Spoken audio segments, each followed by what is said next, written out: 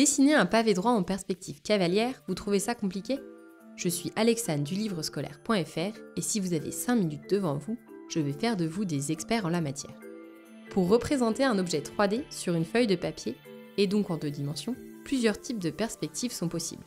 Trimétriques, à un point de fuite, isométriques, mais celle qu'on utilise en maths et celle dont on va parler dans cette vidéo porte le nom de perspective cavalière. Pourquoi cette perspective plutôt qu'une autre? Car cette perspective suit des règles mathématiques très intéressantes. Les arêtes parallèles d'un solide sont représentées par des segments parallèles. Les arêtes de même longueur d'un solide sont représentées par des segments de même longueur. Le milieu d'une arête est représenté par le milieu du segment qui le représente. Enfin, des points alignés sont représentés comme étant alignés. Ces règles sont à garder en tête quand on observe un solide dessiné en perspective cavalière, et encore plus quand on cherche à dessiner un solide suivant cette perspective. Équipez-vous d'un crayon de papier, et mettons en pratique ces règles en dessinant un pavé droit de dimension 4, 5 et 6 cm. Étape numéro 1, on trace la face avant du pavé droit. Un pavé droit a 6 faces. Il faut en choisir une qui, sur les dessins en perspective cavalière, se tient face à nous. Dans notre exemple, on a le choix entre un rectangle de 4 cm de largeur sur 5 cm de longueur, un rectangle de 4 cm de largeur sur 6 cm de longueur, et un rectangle de 5 cm de largeur sur 6 cm de longueur. Ce choix n'a aucune importance. Il n'y a pas de bonne ou de mauvaise réponse. Dans cette vidéo, je vais choisir de représenter cette face, le rectangle de 5 cm sur 6 cm. On trace le rectangle en vraie grandeur et on passe à l'étape 2. On trace les fuyantes. Les fuyantes, ce sont ces segments. Ils donnent l'illusion d'un solide en 3 dimensions et correspondent aux arêtes de la longueur encore non représentée. Ici, aux arêtes de longueur 4 cm. Pour représenter une fuyante, on se place en un sommet du rectangle et on trace une demi-droite faisant avec l'horizontale un angle de 30 degrés. On peut utiliser un rapporteur pour tracer cette demi-droite. Alternativement, si notre feuille est à carreaux, tracer en diagonale sur 2 carreaux est une bonne approximation.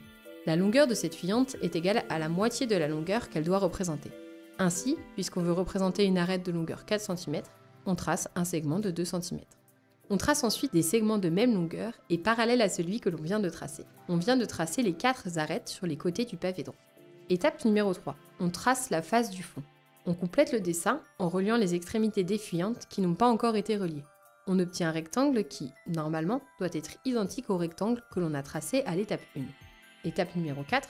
On passe en pointillé les arêtes que l'on ne peut pas voir. Lorsqu'on représente un solide en perspective cavalière, les traits pleins sont réservés aux arêtes que l'on peut voir.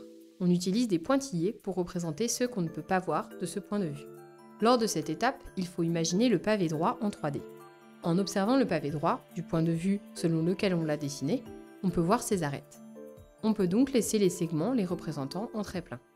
Les 3 arêtes restantes sont par contre cachées par la surface du pavé droit. En utilisant une gomme, on transforme donc ces segments pleins en pointillés, afin de signifier qu'on ne peut normalement pas les voir. Et voilà, on a tracé notre pavé droit en perspective cavalière. Des questions? La perspective cavalière, c'est encore flou pour vous? N'hésitez pas à poser toutes vos questions en commentaire, je ferai de mon mieux pour répondre à toutes vos interrogations. Et en parlant de questions, voici la question de fin de vidéo. On a tracé un pavé droit en perspective cavalière. Une de ces arêtes n'a pas été correctement mise en trait plein ou en pointillé. Laquelle? Sur ce, bon courage à vous et on se dit à la prochaine pour une nouvelle vidéo de maths.